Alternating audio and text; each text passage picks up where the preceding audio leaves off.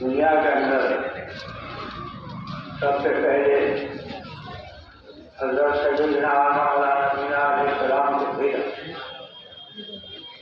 تو اللہ تعالیٰ نے یہی فرمایا کہ اسی میں تم رہو تو فیہا تموتون، اور اسی میں تم مرو اور اسی سے تم کو نکالے جائے۔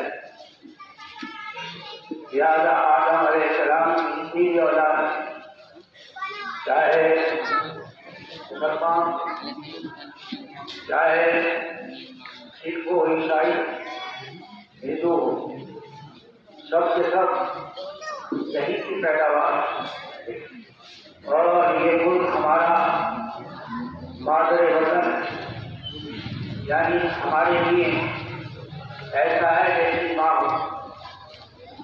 ظاہر ہے کہ ماں کا درجہ باپ سے بھی زیادہ ہے خدمت کے، اس لیے ہمیں اس ملک کی خدمت کرتے ہیں، اور ہم کسی مٹی کے بنے ہوئے کسی زمین اور کسی زمین کی مٹی میں جب مریں گے تو گر جائیں، اور اسی زمین کی مٹی سے اللہ تعالیٰ نے دوبارہ منہا خلقناکم وفیہا نعیدکم ومنہا نخرجکم۔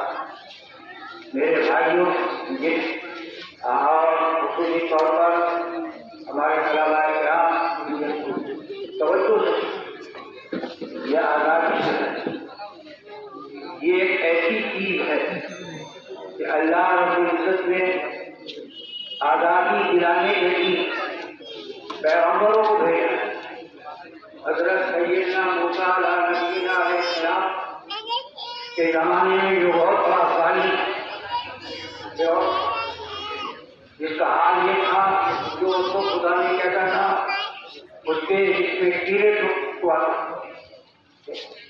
اور موسیٰ علیہ السلام کے قوم بنی اسرائیل کو اس نے غلام بنا، تو اللہ تعالیٰ نے موسیٰ علیہ السلام کو جو ہدایت عطا فرمائی اس میں یہی کہا فاتحہ و مقولہ الی رسول ربک فارسک معنا بنی اسرائیل ولا تحرک،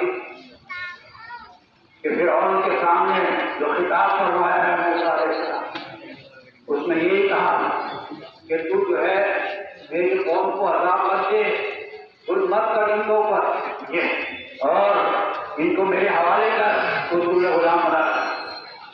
تو غلامی سے نکالنا اور آزادی کے اندر جانا یہ گویا ایک عقیدے سے متعلق چیز ہے، ہمارا عقیدہ ہونا چاہیے۔ غلامی اچھی چیز نہیں، اسلام نے غلاموں کو آزاد کرنے کا بہت بڑا ثواب بتایا ہے۔ ہمارے یہاں جو ہے گویا شرعی مسائل کی روشنی میں بہت سے کفارے ایسے، یہ قسم کا کفارہ ہے، روزہ توڑ دیا رمضان میں اس کا کفارہ ہے، اس میں بھی غلام کو آزاد۔ رسول پاک صلی اللہ علیہ وسلم نے جو آپ کے غلام کے اندر زید رضی اللہ تعالیٰ عنہ ان کو آپ نے آزاد کیا مجھے اور اپنا بیٹا بنایا۔ رسول پاک صلی اللہ علیہ وسلم جب جو ہے یہودیوں سے جنگ ہوئی، حضرت صفیہ رضی اللہ تعالیٰ عنہ جو ایسے آپ نے مختصر ہے کہ آپ نے جو ہے پہلے ان کو آزاد کیا اور اس کے بعد ہمیں شادی۔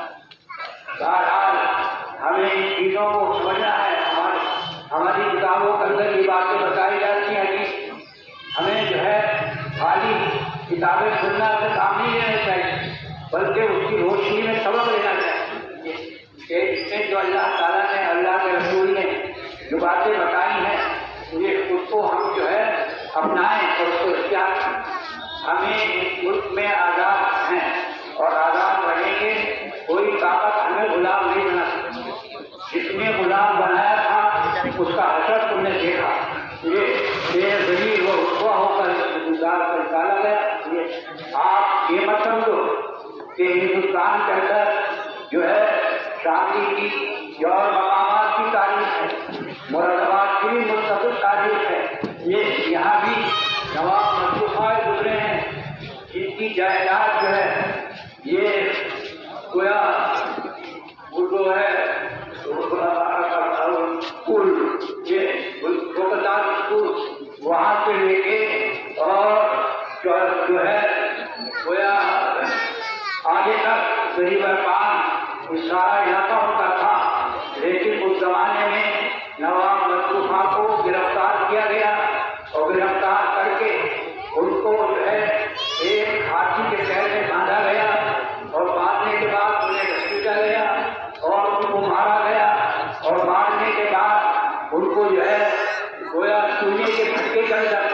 کے بھٹے کر ڈالا گیا، اتنا بڑا ظلم ہوا ہے۔ آپ کو معلوم نہیں ہے یہ گل شہید جس کو کہتے ہیں، یہ گل شہید نہیں ہے بلکہ دل شہید۔ دل کے معنی مٹی کے آتے ہیں، یہاں پر شہیدوں کی مٹیاں ہیں وہ دفن ہیں۔ یہ قریب کان کے اندر بھی گولی چلی ہے یہ، اور ہمارے اکابر نے قربانیاں دی ہیں۔ لہٰذا یہ مت سمجھو کہ یہ مدارس جو ہیں خالی قرآن اور حدیث کی تعلیم کے لیے ہیں، بلکہ آزادی کے لیے بھی، اور آزادی کے لیے گویا سب سے کفن باندھا ہے۔ حضرت شیخ الاسلام مولانا حسن احمد خان مدنی رحمۃ اللہ علیہ کو جب انگریز کے دربار میں پیش کیا گیا تو انگریز جج نے کہا، یہ حسین احمد تو جانتا ہے میں کون ہوں؟ تو انہوں نے فرمایا کہ ہاں میں خوب جانتا ہوں، مجھے معلوم ہے کہ میری قلم کے اندر طاقت ہے کہ گردن اڑا دی جائے گی۔ انہوں نے کہا ہاں مجھے معلوم ہے کہ تو یہ کرنا چاہتا ہے، میں کفن اپنے ساتھ لے کر آیا، میں اپنا کفن اپنے ساتھ لے کر آیا۔ یہ ایسی قربانیاں ہمارے اکابر نے دی ہیں۔ حضرت شیخ الہند رحمۃ اللہ ہے، یہ بڑھاپے کا زمانہ ہے اور یہ فرما رہے ہیں اس آزادی کے زمانے میں جدوجہد جب ہو رہی تھی تو فرمایا تھا کہ مجھ سے چلا نہیں جائے گا تو میں اپنے شاگردوں سے کہوں گا مجھے چارپائی کے لیے ڈالنا اور چارپائی کو اٹھا کے لے کے چلنا اور خود کو آزاد کرنا۔ یہ ہے تاریخیں جو ہمارے اکابر علماء کرام کی ہیں۔ بہرحال کوئی وقت کرنا چاہے کر لے تو اس کی ہمیں کوئی پرواہ نہیں ہے، لیکن جو تاریخی چیزیں ہیں وہ مٹانے سے مٹتی نہیں ہیں، وہ امرت۔ یہ آج یہ جو 10 سالہ خوشی منائی جا رہی ہے اس کو امرت کہا جا رہا ہے۔ ہم کہتے ہیں امرت جو ہے وہ جو ہاتھ بنا ہے یہ علماء کرام سے بنا ہے۔ علماء کرام کی قربانیاں بہت زیادہ ہیں۔ آج بھی دیوبند میں چلے جاؤ، وہاں پر ایک مسجد ہے، اس مسجد کے اندر خون کے دھبے اب بھی موجود ہیں، اگر دیکھنا چاہو۔ یہ اس لیے آپ حضرات وہی جذبہ رکھیں، اگر خدا نخواستہ ایسے حالات جو ہے خدا نہ کرے نہ ہوں، لیکن اگر ضرورت پیش آئے تو ہم اس زمانے کے جو فرعون ہوں گے اور ظالم ہوں گے اس کے مقابلے کے لیے ہمیں سینہ صبر رہنا چاہیے۔ اللہ تعالیٰ مجھے اور آپ کو ہر مسلمان کو اسلامی تاریخ اور مسلمانوں کے ساتھ جو گزاریاں اس کے واقف ہونا چاہیے۔ اللہ تعالیٰ مجھے کہنے سے زیادہ عمل کی توفیق عطا فرمائے۔ بڑی خوشی کی بات ہے آپ حضرات نے غور سے سنا اور توجہ سے حضرت محترم صاحب کا جو بیان سنا۔ بہرحال مجھے ضرور اس چیز کی ہے کہ تاریخ کا ہمیں مطالعہ کرنا چاہیے اور تاریخ کے مطالعے کے مطابق ہمارے جذبات ہماری چیزوں کا ہونے چاہیے۔ اللہ تعالیٰ زیادہ سے زیادہ ہمیں توفیق عطا فرمائے۔